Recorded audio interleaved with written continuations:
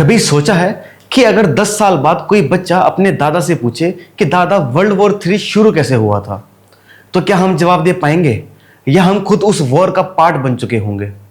आज दुनिया एक ऐसे मोड़ पर आ गई है जहां हर कॉन्टिनेंट किसी न किसी क्राइसिस से गुजर रहा है। रशिया और यूक्रेन का वॉर जो 2022 में शुरू हुआ था अब तक चल रहा है।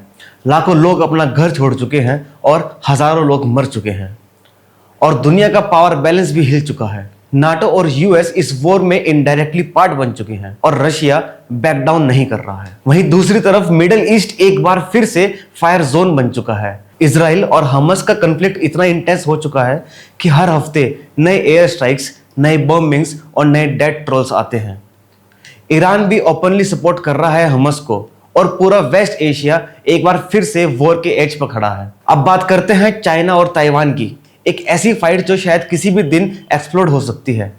चाइना क्लियरली बोल चुका है ताइवान हमारा है, लेकिन ताइवान इंडिपेंडेंट है और यूएस उसको फुल सपोर्ट दे रहा है।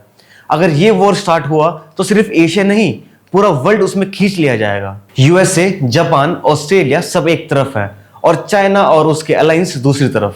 नॉर्थ कोरिया भी साइलेंट नहीं है, हर कुछ दिन बाद मिसाइल्स टेस्ट करता है, कभी जापान के ऊपर से कभी ओशन में।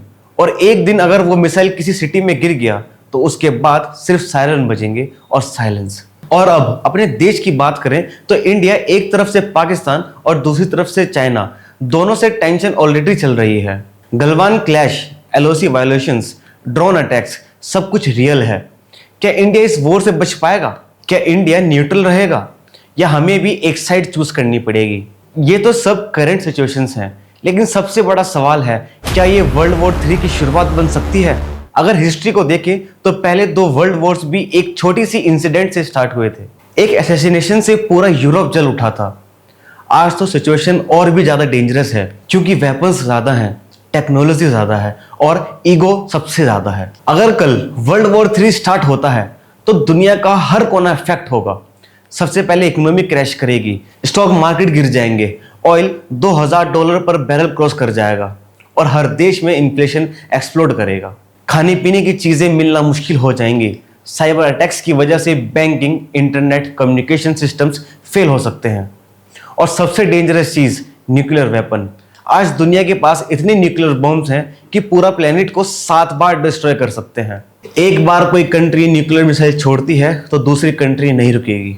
यानी अगर तुम हमें मारोगे तो हम भी उसका बदला लेंगे। इंडिया का रोल इन सब में बहुत क्रूशियल है। एक तरफ हम रशिया के क्लोज हैं और दूसरी तरफ यूएसए के स्ट्रेटेजिक पार्टनर भी हैं। क्वाड का हिस्सा है लेकिन ब्रिक्स में भी हैं। लेकिन जब वॉर होता है तो फ्रेंडशिप नहीं, डिसीजन काम आता है। इंडिया को भी चूज करना पड़ेगा कि किसके साथ खड़ा होना है। इंडिया पे डायरेक्ट इंपैक्ट क्या होगा? सबसे पहले तो ऑयल इंपोर्ट का बिल स्काई हाई चला जाएगा, इकोनॉमी गिरेगी, रुपये की वैल्यू क्रैश करेगी और बॉर्डर पर वॉर लाइक सिचुएशन हो सकती है। चाइना और पाकिस्तान दोनों से एक साथ लड़ाई की पॉसिबिलिटी रियल बन जाएगी। आर्मी और सिविलियंस दोनों को अलर्ट रहना पड़ेगा। पर सवाल ये है, क्या ये सब रोका जा सकता है? जी हाँ, अगर ग्लोबल लीडर्स डिप्लोमेसी को प्रायोरिटी दे, अगर यूथ अवेयरनेस स्प्रेड करे और अगर मीडिया सिर्फ टीआरपी के लिए नहीं, ट्रूथ के लिए काम करे। वर्ल्ड वॉर कोई नेचुरल क्लैमिटी नहीं, ये हम इंसानों का डिसीजन होता है और अगर हम चाहें तो इसे रोका जा सकता है। आज दुनिया को एक नई लीडरशिप चाहिए जो ईगो नहीं, विजडम से चले, जो वेपन नहीं, वर्ड यूज करे। तो दोस्तों, आप क्या सोचते हो? क्या वर्ल्ड वॉर 3 होगा? क्या दुनिया उसके लिए रेडी है? और सबसे इंपॉर्टेंट, क्या हम रेडी हैं? आपके थॉट्स नीचे कमेंट्स में जरूर लिखो। अगर आपको लगता है ये वीडियो इंपॉर्टेंट था, आई ओपनिंग था, तो लाइक जरूर करो, शेयर करो और हमारे चैनल को सब्सक्राइब करना ना भूलना।